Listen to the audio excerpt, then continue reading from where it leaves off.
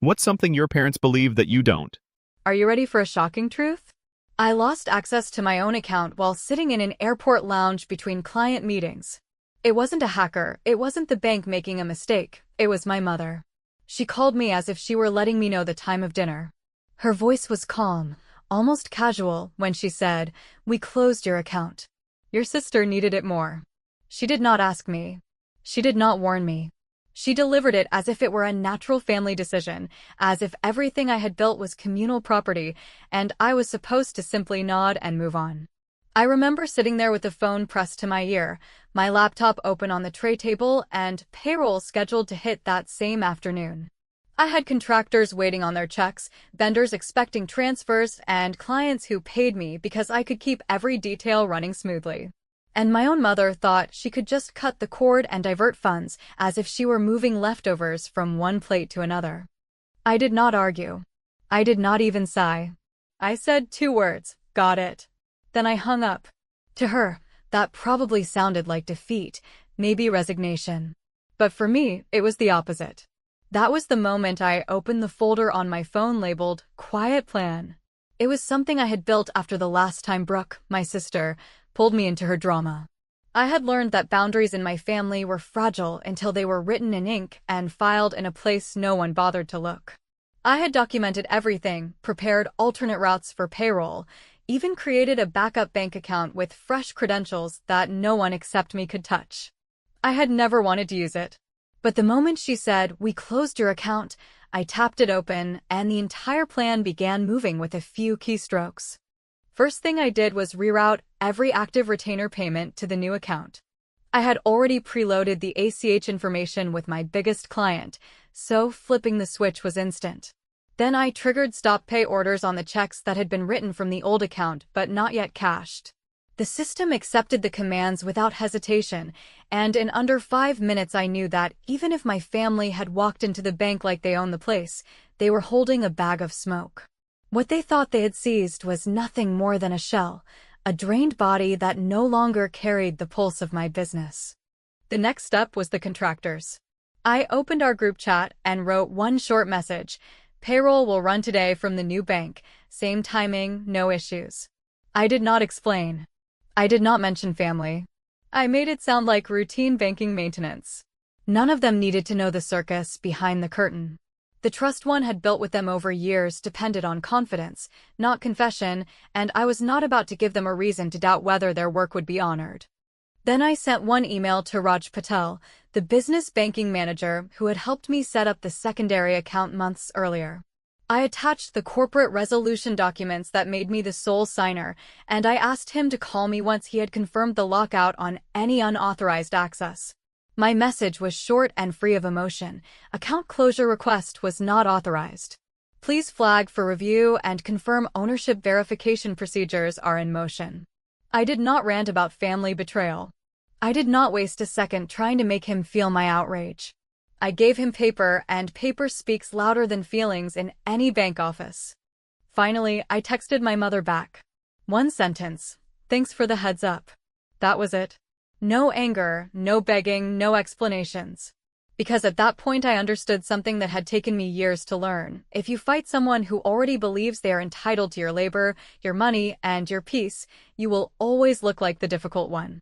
The only way to win is to let them underestimate you until the structure of the system itself closes in on them. I closed my laptop, exhaled, and prepared to board. But just as I was standing up to line up at the gate, Raja's reply arrived. "Call me when you land. Something about the closure request looks off. We flagged it." That was the moment I realized this was no longer just a family dispute about money. The bank itself had noticed irregularities, and once their fraud team opened a file, things could spin in a direction none of them had anticipated. The plan was working faster than even I had expected. And that is where I will leave it for now, because the question I had to face as I walked down that jet bridge was simple but terrifying. What exactly had the bank found in their audit log? When the plane doors closed and I felt the engines hum beneath my seat, I finally allowed myself to think about what had just happened, and the weight of it hit me in a way that was heavier than I wanted to admit. My own mother had walked into a bank, invoked an old cosign right that should have been dissolved years ago, and claimed authority over an account that was the lifeline of my business. She had done it with the confidence of someone who believed family ties erased the need for rules, contracts, or professional boundaries. What unsettled me most was not even the loss of the money itself, because by then I had already shifted most of it out, but the audacity of treating years of my work as a communal slush fund to be tapped whenever Brooke's life spun out of control. As the plane climbed, I kept thinking about how many times I had been told, usually by my parents, that Brooke's struggles required compassion, sacrifice, and just a little help. And every time, my help had grown. A little larger, the cost had eaten a little deeper, until it reached this point where they thought nothing of cutting me off entirely without even a discussion. I pulled out my laptop and opened the second tab in my quiet plan, the one I had labeled simply paper. It was there that I had stored every document, every receipt, every contract, and every signed note that had ever passed between me and my family when money was involved. I had made a promise to myself long ago that if I was ever forced into a corner again, I would not rely on emotion, I would rely on paper. And there it was, sitting neatly in my files, the promissory note Brooke had signed only 8 months earlier when she begged me for what she called a bridge until she found steady work. I had given her thousands, not small change, and I had insisted she sign a notarized agreement because something inside me knew this would not be the last time she tested me. That document contained not only her promise to repay, but also a default clause that tied repayment to both her vehicle and any income from a freelance contract she had boasted about securing. She had laughed when she signed it, teasing me about being such a businesswoman, but she had signed it all the same, and now her own signature would speak louder than any tears or excuses she might offer. I forwarded the document straight to Alicia, my attorney, with a short instruction: prepare notice of default if they continue interfering with my accounts. Timing at your discretion. Alicia was not the kind of person who needed a speech. She needed clear direction, and she would act with precision. Sending that email calmed me because it shifted the entire situation from a family shouting match into a legal framework where rules actually applied. I was tired of being told that blood excused everything, that loyalty meant swallowing betrayal, that love meant silence. No more. When the plane landed, I called Raj as instructed. His tone was measured but serious, and he explained that the closure request my mother had made looked casual and unprofessional, not the type of documentation the bank typically required for a business account. Because of that, their fraud review team had already flagged the request and frozen the transfer of funds until ownership could be verified. He reminded me that since the account was registered under my corporation, family requests carried no legal authority unless I had explicitly authorized them, which I had not. He wanted me to confirm in writing that I disputed the closure and to provide updated corporate resolutions so the fraud team could formally lock out any remaining legacy signers. That was when the anger inside me gave way to something colder and more focused. I realized that while my mother thought she had won a decisive victory by cutting me off, she had in fact triggered a chain of events that placed her and Brooke under a microscope far more unforgiving than my disapproval. A bank's fraud department does not operate on feelings or family politics.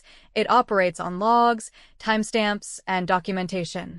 Every click, every request, every keystroke was already recorded, and Raj hinted that what he had seen did not look good for them. I knew right then that whatever sense of entitlement had carried them into that branch would soon collide with an institution that saw only rules being broken.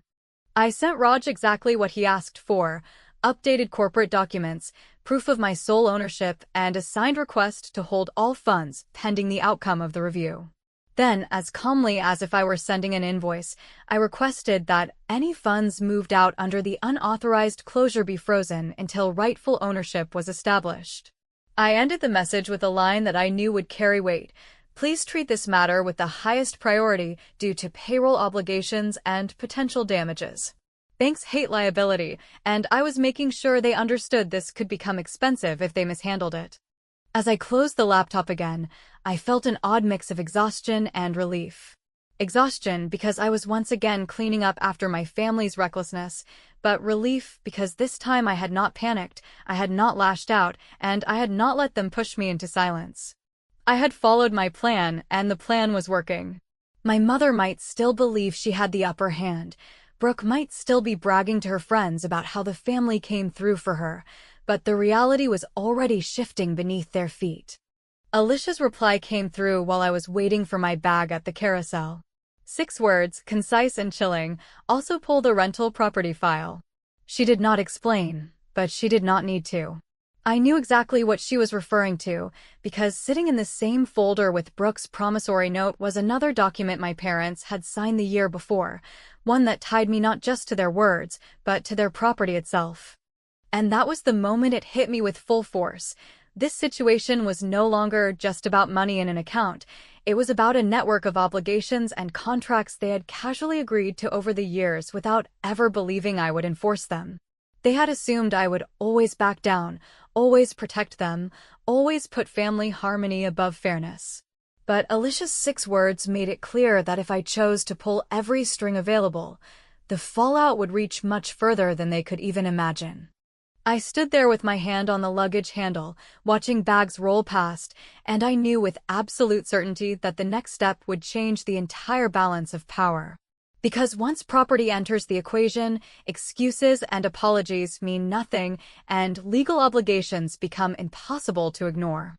And I had already decided. This time I was not backing down. By the time I reached the curb and felt the stale taxi air wrap around me, Alicia's 6-word message was still echoing in my head like a tap on a glass that refuses to stop ringing. Because the rental property file she wanted me to pull was not just some folder of receipts and sentimental promises. It was a recorded deed of trust that I had drafted with painful patience last year when a burst pipe turned my parents' rental into a moldy disaster, and I was the only one with the cash flow to keep the contractor from walking off the job, and I had told them in plain language that I would fund the repair, but only as a business transaction with interest, a timetable, and an acceleration clause that would wake up if they ever turned my help into leverage against me. I remember how my mother rolled her eyes and said I was becoming cold, and I remember how my father shrugged and signed because he wanted the contractor paid and the tenants back inside, and I remember how Brooke chuckled that I was playing lawyer, which made me smile because I knew I was doing the one thing that actually protects relationships when money is involved, which is to bury the emotion inside a boring document and file it where feelings cannot reach it. So when Alicia told me to pull the file, I already knew that we were no longer dealing with a misunderstanding or a messy family loan. We were stepping into the part of the house where doors are made of steel and every hinge has a serial number. In the taxi, I opened the quiet plan again, slid to the tab labeled paper, and there it was, a neat PDF stack with signatures and notary seals and a county record number that proves the document lives in a public ledger rather than a private memory. And I read the clause that had felt almost paranoid when I wrote it, the one that tied a pattern of financial interference or fraud to immediate acceleration, meaning the entire balance could be called due if anyone tried to compromise my business accounts or misrepresent authority over my funds, and in that moment I felt a steadiness that I had not felt since the airport call, because I was not improvising anymore. I was simply following a sequence I had designed after the last time I was told that family needs came before my rent, my taxes, and my payroll. Alicia picked up on the first ring, asked for 3 attachments, and told me in that dry, almost gentle tone she uses when things are about to get unpleasant that she would prepare 2 letters, one that put Brooke on formal notice for default on the promissory note she signed 8 months ago, and another that reminded my parents' property LLC that the deed of trust included an acceleration trigger tied to any act that could be construed as fraudulent interference with my corporation's banking, and I told her to proceed without theatrics. No threats, no speeches, just the facts and the signatures. While Alicia drafted, I called Raj from the back seat and told him the documents were on their way to a secure inbox, and he told me the fraud team had already placed a cautionary hold on the outgoing transfers that followed the closure request. and that the language my mother used in her message to the branch was sloppy enough to raise questions about authorization, and because this was a business account and not a personal joint checking situation, the burden of proof was not on me to explain family drama, but on the initiator to show authority, which she did not have, and as he spoke I felt the strange relief that comes when you stop wrestling with people and start handing them to systems that do not care who was the favorite child at Thanksgiving. He warned me, in the careful way bankers do, that if the fraud team discovered a pattern of unauthorized access tied to an old cosign credential, the hold could spread to accounts on their side as well, because compliance rules favor containment, and once that word appeared in the conversation, I knew we had crossed into a zone my mother would never understand until it was too late. At home, I printed everything on thick paper because I wanted the weight in my hands, and then I did the smallest but most decisive act of the day, which was to slide a yellow sticky on the first page with 4 words written in my blunt pen, not personal. Just paper, and I sent Brooke a photo of that page with a polite note that said I would happily tear up the default and restore every courtesy the second I was made whole and the mortgage was current, and that until then the documents would run their course, because I no longer confuse kindness with surrender. She called almost immediately, opening with sweet talk and ending with a raised voice, and when sweetness failed she switched to panic and told me her new apartment deposit was time-sensitive and that Mom said it was handled. And I told her calmly that the bank would decide what was handled and what was not, because once audit logs and compliance teams are involved, there is no cousin who can smooth it over with a plate of brownies and a phone call. Alicia's letters went out by email and certified mail before dinner time, and within an hour the property manager left me a voicemail that tried hard to sound neutral, explaining that they had received my demand and that any matter affecting the deed would have to be disclosed to their insurer and lender, which meant that the friendly shrug that had carried my mother through so many kitchen table deals would not help her here. And as I listened, I felt neither triumph nor guilt, just the quiet recognition that I had finally made my life less available to other people's emergencies. I sent Raj a final confirmation granting the fraud team full cooperation, and then I texted my mother a single sentence asking her to stop and to let the process work. And she responded with a paragraph about family duty and sacrifice that did not contain a single acknowledgement of what she had actually done, which told me more than any apology ever could. That night, as I set my phone on the dresser, I realized that I had made a decision that would alter every holiday, every birthday, every text thread for years to come, because when you choose paper over pleading, you also choose adulthood over approval. And even though that choice hurt, it felt clean, and the cleanliness made me brave enough to ask the one question that would drive everything that followed, a question that has only one kind of answer when signatures are real and records are public, which is simply this: what happens when a private mortgage wakes up? The voicemail from the property manager kept replaying in my head all morning, not because it was dramatic or emotional, but because of how coldly professional it sounded. As if the situation had already outgrown the family drama that created it and moved into a territory where reputations, insurance, and compliance officers had more influence than my mother's endless speeches about loyalty. The manager had not called to sympathize or to negotiate. He had called because the demand letter from Alicia automatically triggered disclosures to their insurer and lender. And those disclosures would now sit in permanent files that did not care whether Brooke had needed a fresh start or whether my mother believed that siblings are supposed to share until it hurts. I sat at my desk reading his words in the transcript, and it struck me how quickly control had shifted from my family's assumption of power to an institutional framework they could not bend. My parents had spent years treating money like an elastic resource that could always be stretched in the name of family need, but the second those needs collided with a recorded mortgage and a compliance review, the flexibility was gone, replaced by dates, clauses, and non-negotiable consequences.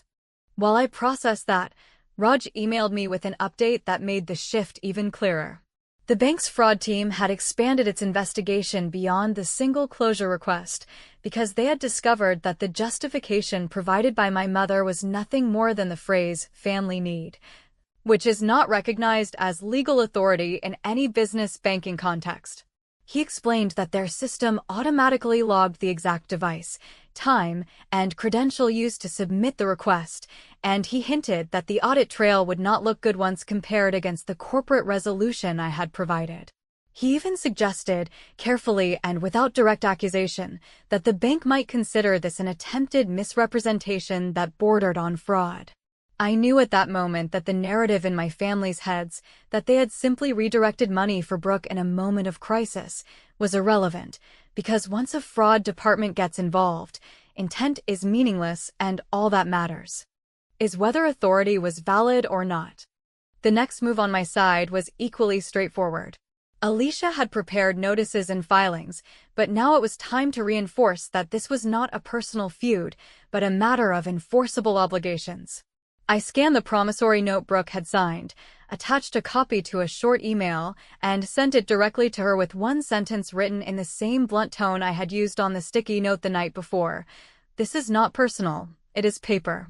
In the body I explained, without apology and without insult, that I would happily shred the note once the balance was paid and the mortgage was current, but until then the obligations would stand untouched.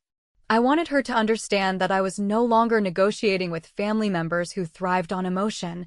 I was holding contracts that required performance. Her response came not in writing, but through a call that I almost did not pick up. She began with laughter, saying I was overreacting, that family doesn't send certified letters, that I was embarrassing everyone. When laughter failed, she shifted to begging, reminding me that her new apartment required the deposit she had just placed and that if the bank pulled the money back she would lose it. When begging failed, she snapped into anger, accusing me of being cruel, of pretending to be better than her, of enjoying the idea of watching her suffer. I let her rant, and when she finally paused for breath, I told her the truth as plainly as I could. I was not enjoying any of this, but I was done subsidizing her emergencies, and the only thing I cared about now was whether obligations were met. I told her she had signed her name, and now her name carried consequences. That same afternoon, Alicia sent me a short message telling me she had already opened negotiations with a collections firm that specialized in employer garnishments, and that if Brooke missed her deadline, the note would be sold to them. The thought of handing the entire mess over to strangers who would never once mention Thanksgiving or family unity felt almost liberating, because it meant I no longer had to be the enforcer. Brooke would discover what it felt like to have people outside the family hold her accountable, and the pressure would no longer pass through me.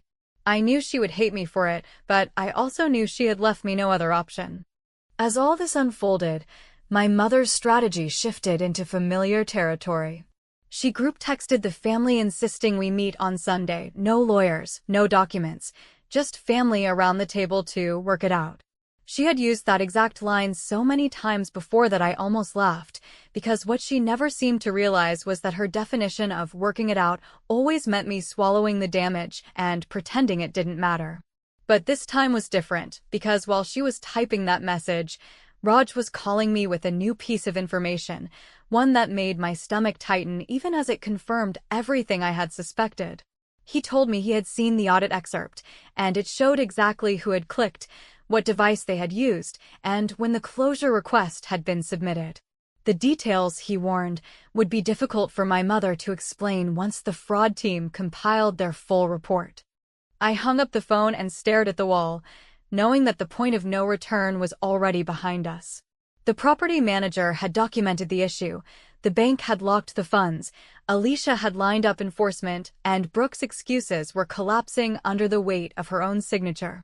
My mother could demand meetings and speeches, but the truth was that the moment she submitted that sloppy closure request, she had shifted our family conflict into a system that did not recognize her authority or her intentions. What she called family duty was now being translated into fraud risk, default notices, and potential foreclosure triggers, and none of her words could stop that translation from continuing. For the first time in my life, I was not the one standing in the kitchen with my voice cracking while my parents explained why I should understand, forgive, and carry the weight. For the first time, I was watching the system itself carry the weight for me, and while that should have felt triumphant, it felt more like a quiet inevitability. As if this was the only way the story could ever have ended once I decided to rely on paper instead of pleading. And as Sunday crept closer, I kept asking myself the question that would define the next step. Once the audit excerpt is fully revealed, how will my mother react when she realizes the system, not me, is the one putting her in a corner? The so-called family meeting was scheduled for Sunday evening, and although I knew exactly what it would look like before I even arrived, the kitchen table, my mother's dramatic pauses, my father's silence, Brooke's smugness turning to panic whenever she realized I wasn't bending, I still drove over because I wanted to deliver the truth to their faces rather than through another document or voicemail. I came late on purpose, because I wanted them to sit with their anxiety before I walked in, and when I finally opened the door, I didn't even sit down. I stood at the edge of the room holding a single envelope and a folder of papers that represented not just the last week's chaos, but years of unspoken boundaries that had finally been written in ink. My mother launched immediately into her performance, telling me I was overreacting, that families don't send lawyers against each other, that my refusal to show compassion was tearing us apart. She used words like betrayal, cruelty, selfishness, and she said them with the kind of conviction that comes from someone who has never once had to face the actual cost of their actions. I let her talk, because words don't stop contracts and emotions don't erase signatures. When she finished, I calmly laid out the offer I had prepared with Alicia. I told them that I was willing to rescind Brooke's default, withdraw the demand letter against the rental property, and give Brooke 90 days to stabilize, but only if 3 conditions were met without exception. First, every cent that had been removed from my account had to be returned in full, no delays, no half payments, no excuses. Second, Brooke had to sign a binding agreement stating that she would never again request, demand, or manipulate family into touching my business funds, a document Alicia had already drafted and notarization scheduled for the following morning. Third, my mother had to sign a formal resignation relinquishing all legacy authority, access, or co-sign rights to my corporation, a clean separation that ensured this fiasco could never repeat itself. I told them the notary appointment was already set for 9 a.m., and if they wanted peace, all they had to do was show up. Predictably, my mother scoffed, accusing me of being dramatic, claiming I was humiliating the family with unnecessary formality. My father said nothing, staring at the table as if the wood grain might save him. Brooke laughed nervously, then glanced at my mother for reassurance, only to realize it wasn't coming. That was when I made the pivot I had been planning since the moment Raj mentioned the audit excerpt. I told them I understood their refusal, and that was fine, because everything I had offered was optional courtesy, not obligation. Then I laid out what had already happened without their consent. I explained that Brooke's promissory note had already been assigned to a collections firm, and that at midnight the process to garnish her income would begin automatically. I explained that the mortgage on their rental property was already accelerated due to breach, and that their lender would receive notice on Tuesday whether they liked it or not. I explained that the bank's fraud department had already confirmed the closure request came from my mother's account, tied to her device, at a timestamp that coincided with Brooke's visit to the dealership, and that the logs were now preserved as part of the compliance investigation. The silence in the room was heavier than any shouting could have been. Brooke's face drained of color as the reality of losing her apartment crashed into her. My mother opened her mouth to protest, but for once she seemed to realize that words would not untangle audit logs or dissolve liens. I did not stop there, because the final move had to be clear, and I wanted no ambiguity left. I told them that weeks earlier, after my mother had tried to borrow my tax escrow under the guise of family solidarity, I had changed the beneficiary designations on all my major accounts, my retirement funds, my life insurance, everything, removing the family entirely and replacing them with a trust and a charitable foundation. I told them this not to wound them, but to make it clear that there was nothing left for them to seize, no hidden safety net waiting to be drained when the next crisis came. I had shut every door, and the last button had already been pressed. For a long moment no one said anything. My father finally looked up, but instead of speaking, he just exhaled and rubbed his forehead like a man who realized he had allowed the storm to grow unchecked until it finally consumed him. Brooke whispered that I couldn't possibly mean it, that I wouldn't actually go through with it, that I was bluffing. I told her the truth in one sentence: it was already through.